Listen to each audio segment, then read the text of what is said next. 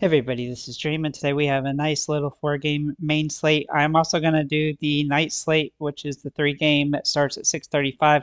Before I get started, though, can you guys smash that like and subscribe button? So let's do the main slate first. We'll be kind of quick in this video as we have two small slates. We also have a third slate that's at 2 p.m. that includes this main slate. It's just the Dodgers game and the Atlanta game. Let's check the weather for the entire day here. Just 1 second. So the only game that really has any weather concern is Oakland New York Mets game, but it's really unlikely to affect this game very much. There could be a small delay, but not likely. So let's go ahead and get into this slate here. So let's first look at this main slate, and we have a 4-game slate featuring Detroit, Seattle, New York Mets, Oakland, Milwaukee Dodgers, and San Francisco, Atlanta. Now, the San Francisco-Atlanta series has been pretty back and forth, so hopefully that game is going to be a good one for the slate. But with that said, let's look at our pitchers. So Flaherty here for the Dodgers is the top overall play. Now, he's got a toughish matchup against Milwaukee, but he's been absolutely phenomenal lately, so he is the best play. He's also the only guy that projects over 6 strikeouts on the slate, so he's definitely in play from that perspective. Looking at Logan Webb, he's also in play as an extreme GPP play. His strikeout rate here is not ideal. Atlanta has been inconsistent. However, Atlanta did have a dominant game yesterday, and they did against a good pitcher again as well. So if Atlanta is starting to get going, then he's definitely going to be riskier on this particular slate. Max Fried doesn't have the high ceiling that he has had in the past, but he definitely has some potential in this game. He's got one of the better matchups. His strikeout potential today is also somewhat decent, so he's definitely worth a look. If you're doing that 2 p.m. slate, you're going to want to have to pick between those 3 guys as well, so to keep that in mind. As for other players that are not on the 2 p.m. slate, Bryce Miller is a GPP option today. He looks pretty solid here against Detroit, though I do like a couple Detroit bats. He's been a little bit inconsistent, but he definitely has some potential today. The strikeout rate is the concern for me there.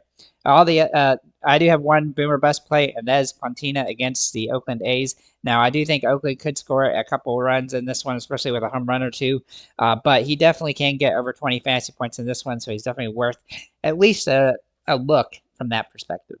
As for the second slate, which is the 3-game slate later, we'll just go ahead and look at the pitchers here. So Zach Wheeler is going to be the top of our play here. He's got the best matchup against Washington, especially if Abrams was to miss, then that would really hurt Washington's ability to do much here. He's also got the best K rate on that little slate. Ober is also in a good spot here against Texas. Now, I do like some Texas bats today. The Texas bats do actually project pretty well, so it's hard to love him, but he has such a high ceiling that even if he gives up a couple earned runs or even a home run, he can probably still get enough strikeouts to have a solid day here. A couple other guys to consider here are Nick Pivetta and Zach Eflin. Both these guys face each other, and I think that's going to be a tough situation.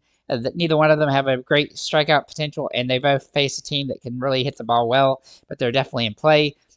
I think Cody Bradford is going to be a sneaky play on the slate. He has been inconsistent this season, but this matchup is not terrible for him. I do think Royce Lewis is a problem, though, so to keep that in mind. But I think he can score a decent fantasy point here. The question here, if he can get enough strikeouts to make it pay off, but he's definitely capable here. So let's go ahead and get into our bats for the main slate here. So I'm just going to run through these pretty quick. Looking at the catchers for this main slate, William Contreras and Will Smith are the top overall options, but Kyle Raleigh also looks really solid. He's a little bit cheaper than those guys. Some contrarian plays here will be Shea Langurlays and Austin Barnes if Barnes was to be in the starting lineup. Top ownership will be Kyle Raleigh, though, so to keep that in mind.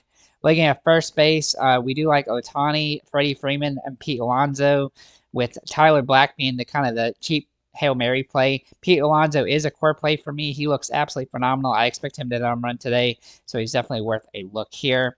The ownership here will be Ohtani, Freddie Freeman, and JD Martinez. Martinez is definitely a sneaky play today. And then Luke Raley, Tyler Nevin, and Pete Alonso will be the low-owned upside guys on the slate.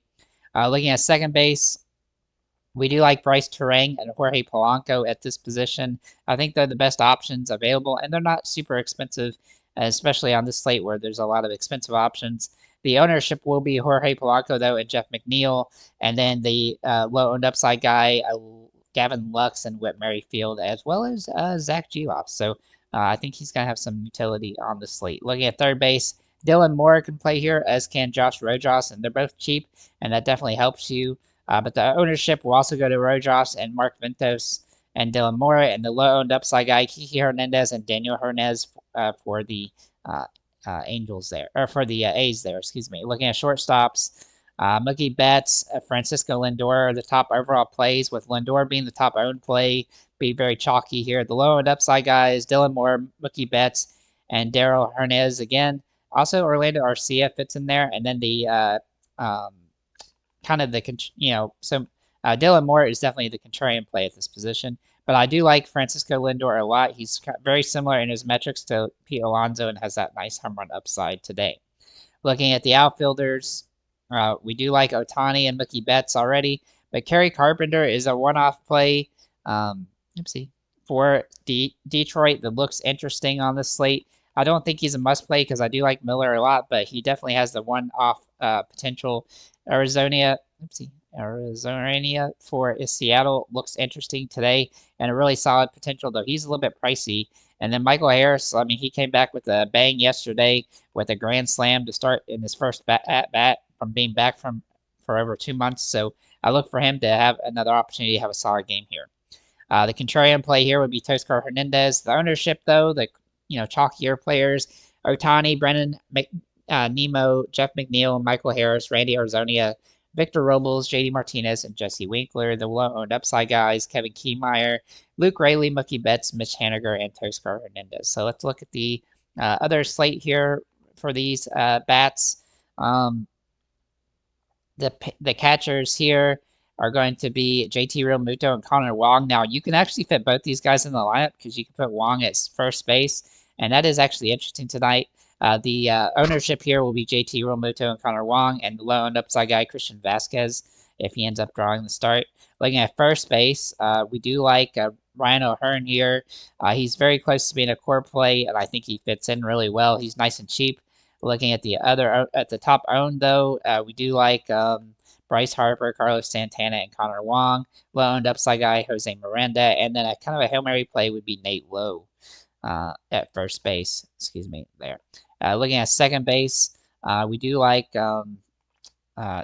Marcus Semien and Kyle Farmer and Edmundo Sosa. Now, Sosa can play multiple positions, and he definitely fits in well when it comes to building lineups here.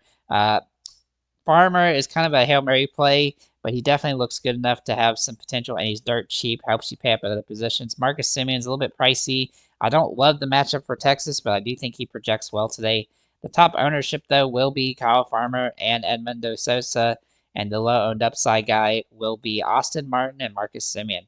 Looking at third base, we do like Royce Lewis, Rafael Devers, and Alec Boom here, with Jose Miranda being kind of a contrarian play. The ownership will fit in with Royce Lewis and Alec Boom, and the low and upside guy for the night slate is Jose Miranda. Looking at shortstop here,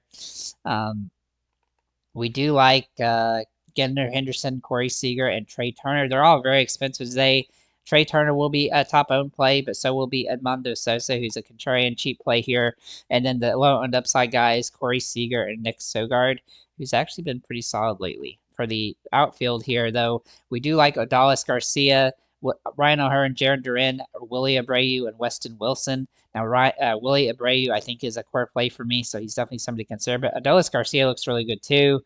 I also like Weston Wilson as kind of a cheap contrarian play. The night slate contrarians here, Cedric Mullins, Kyle Schwarber, Anthony Santander, Manuel Margot, Nick Castellanos.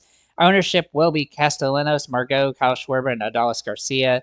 And the low-owned upside guys, Willie Abreu, Masataka Yoshida, who's hitting the ball very well lately, Ryan O'Hearn, Anthony Santander, James Wood, Jarren Duran, Austin Martin, Max Kepler. There's just a lot in the outfield today that looks really solid. That night slate really does have a lot of pop for the bats and not a lot of great opportunity at the pitching. So overall, I think these two slates are going to be pretty interesting. Maybe a more of avoidable slate than we've had in a while, just because of a small amount of games, but it's definitely an interesting slate on this one. So